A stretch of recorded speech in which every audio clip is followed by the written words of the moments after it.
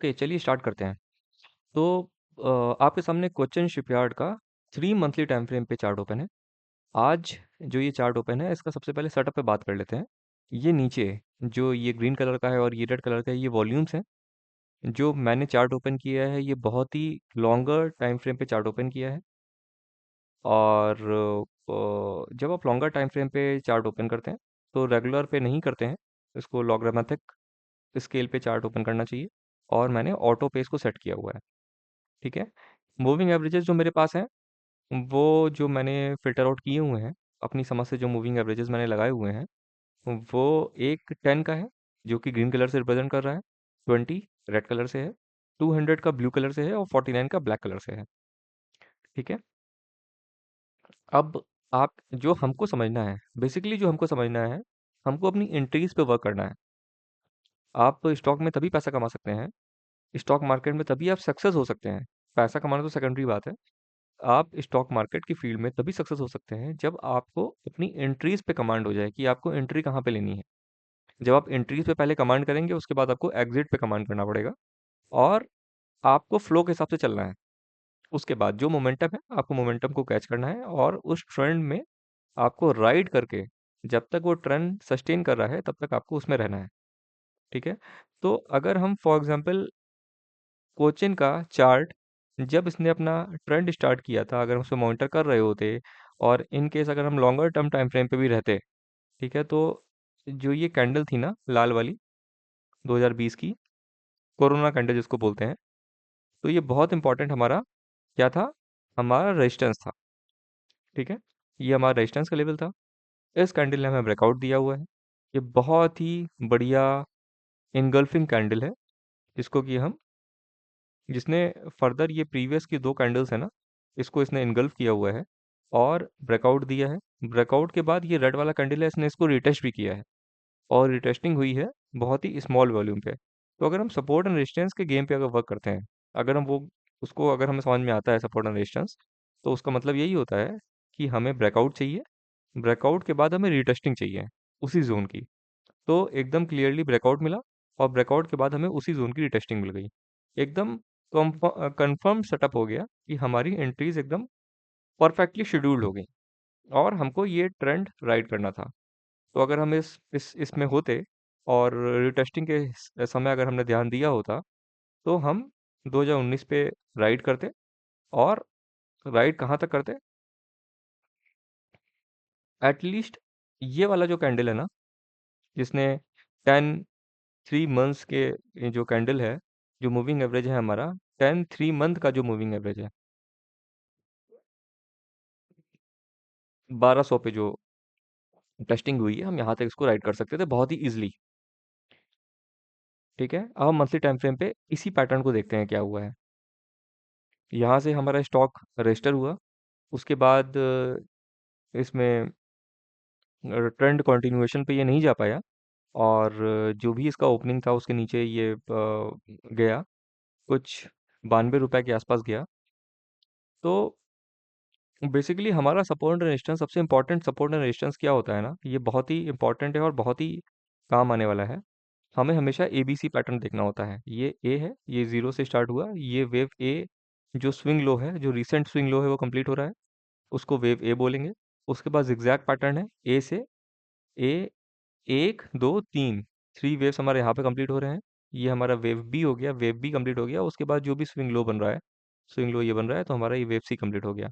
तो हमारा immediate resistance क्या हो गया, हमारा इमीडिएट रेजिस्टेंस हो गया वेव बी। ठीक है। और हम 80% हम ये कोशिश करेंगे कि जब भी हमारा, हमें स्टॉक में, हमें इस पैटर्न में तभी पोजीशंस बनानी है जब हमारा वेव बी, जो कि हमारा इमीडिएट रेजिस्टेंस है, वो क्लोज हो जाए, वो क्रॉस हो जाए।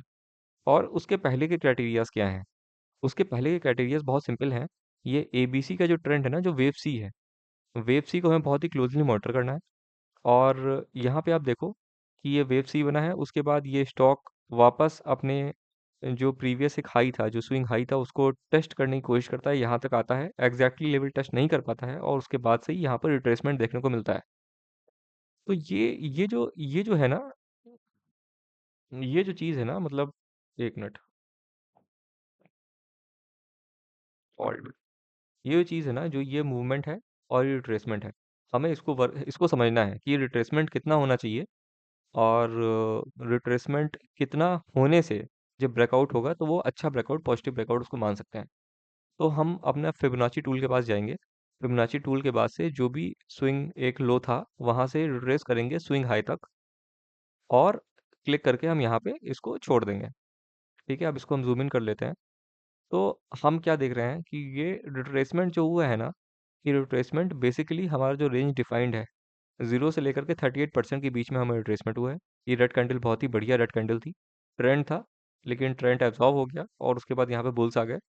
बुल्स के बाद हमें एक स्मॉल शैलो रिट्रेसमेंट देखने को मिलता है, उसके बाद से बूम, और हमें इस कैंडल पे, इस वाली ग्रीन कैंडल पे हमें ब्रेकआउट देखने को मिल जाता है। ठीक है, ब्रेकआउट देखने को मिला, या तो इस एग्जैक्टली इसी कैंडल पे ब्रेकआउट हम ट्रेंड राइट कर सकते थे, यहीं पे ही हम इसको यहाँ पे पोजीशंस बनाई जा सकती थी, या तो इसके लिए वेट किया जा सकता था। अब जैसा कि आप यहाँ पर देख रहे हो, यहाँ पर ब्रेकआउट हमें देखने को मिला, उसके बाद ये कैंडल और ये कैंडल हमें गुड मूव देखने को मिला। ये रेड कैंडल, इसने जितना ही मूव लास्ट कैंडल का था पूरा का पूरा इनगल्फ कर लिया।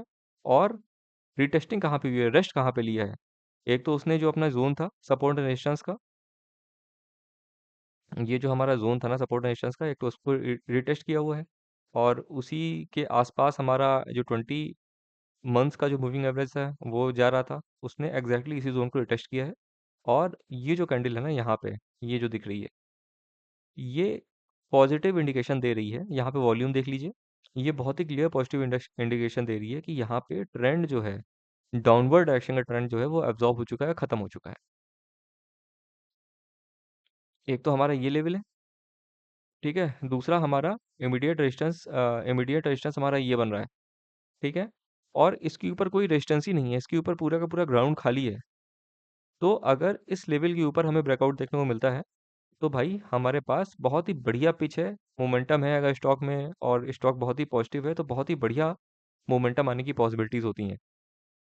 ठीक है, तो कहने का मतलब ये है कि आपको बाय कहाँ पे करना है। ये भी कोई भी रिट्रेसमेंट होगा ना, आप यहाँ पे टूल लगा दोगे और ये जितनी भी रीडिंग्स हैं इसको हटा दो, ये किसी काम की नहीं है, ये भी किसी काम की नहीं है, ये भी, ये तो जहाँ से मूव स्टार्ट हुआ है वो हो गया। तो अगर हमारा रिट्रेसमेंट, जैसे ये मूव आया और रिट्रेसमेंट अगर 23.60 से हो जाता है, तक हो जाता है, और यहाँ से हमें बुलिशनेस देखने को मिल जाती है स्टॉक में, तो बहुत ही बढ़िया पॉजिटिव स्टॉक है। और इन केस अगर ये लेवल ब्रेक होता है, तो नीचे जो हमारा इमीडिएट सपोर्ट बनेगा वो 38.20% का इमीडिएट सपोर्ट बनेगा।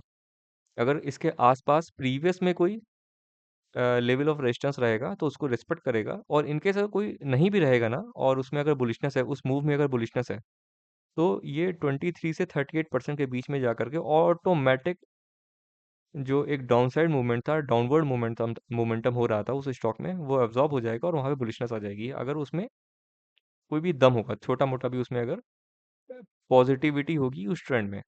और प्लस ये जो रिजेक्शन होगा ना, जो डाउनवर्ड साइड का, जो ये डाउनवर्ड साइड का, ये जो 3 कैंडल बनी हुई है रेड वाली, इसमें आप वॉल्यूम देखो, पहले कैंडल का तो वॉल्यूम बढ़िया है, उसके बाद और वॉल्यूम कम हो गया है, इसको और बड़ा करो, उसके बाद यहाँ पे वॉल्यूम और कम हो गया है, उसके बाद और कम हो गया और कम हो गया है। तो इसका मतलब ये हो गया है यहाँ पर सेलर्स ट्रैप हो रहे हैं, यहाँ पर कोई मोमेंटम है ही नहीं डाउनवर्ड। और उसके बाद ये कैंडल, ये जो 3 कैंडल है ना, यहाँ पर बिल्डअप हो रहा है, वॉल्यूम बिल्डअप हो रहा है, और यहाँ पे वॉल्यूम बिल्डअप हो गया है, मोमेंटम स्टार्ट हो चुका है।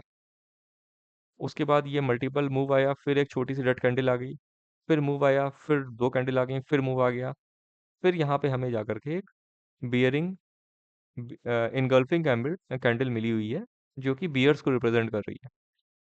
ठीक है, उसके बाद इसने मूविंग एवरेज यहाँ पे तोड़ दिया है, फिर भी इसने जा करके जो सपोर्ट लिया है वो रेड वाले मूविंग एवरेज पे ही लिया हुआ है।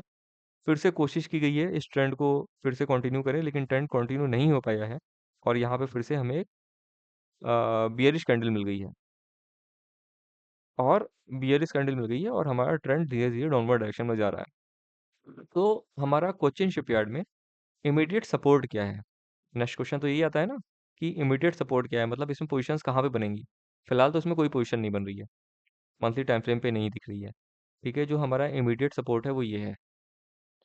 ठीक है, तो हो सकता है ये हमारा एबीसी का पैटर्न होगा, इसको हटाते हैं। यहाँ से हमारा वेव ए कंप्लीट हो रहा है, यहाँ पर वेव ए कंप्लीट हुआ है, यहाँ पर जाकर के वेव बी कंप्लीट हुआ है, और यहीं पर जाकर के वेव सी कंप्लीट होगा। तो बेसिकली ऐसा लग रहा है ना, यहाँ पे फ्लैट बनेगा। और फ्लैट, बेसिकली फ्लैट क्या होता है, फ्लैट को आप ऐसा समझो, आप एक चैनल ड्रॉ करोगे, पैरेलल चैनल, यहाँ से ट्रेंड स्टार्ट हुआ था, यहाँ तक गया था, तो एक आप इसको ऐसे कंटिन्यू करोगे, एक चैनल ड्रॉ करोगे to the swing recent swing low, यहाँ तक जाओगे, ठीक है, और इसको अपने हिसाब से देख लो, एडजस्ट कर लो, ठीक है, तो ये एग्जैक्टली उसको टच कर रहा है, यहाँ पर टच कर रहा है, यहाँ पर टच कर रहा है, ठीक है। तो हमारा यहाँ पे बहुत ही क्लियर फ्लैट दिख रहा है, यहाँ से मोमेंटम स्टार्ट हुआ, यहाँ तक गया, फिर उसके बाद से यहाँ तक गया, फिर उसके बाद से धीरे धीरे धीरे धीरे कहीं जा करके यहाँ पे कहीं खत्म होगा जा करके। तो ये जो ब्लैक वाला मूविंग एवरेज है ना, यहाँ पे जाके कहीं टच होगा,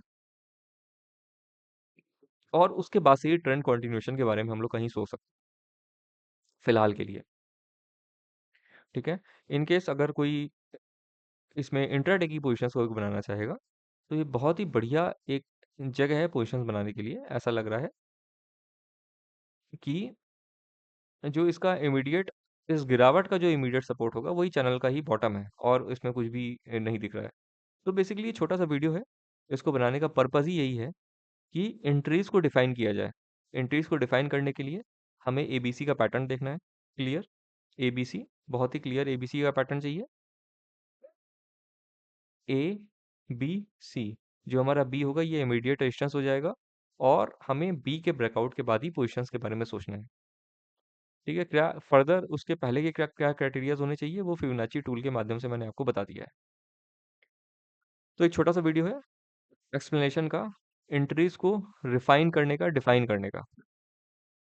thank you for watching, thanks a lot.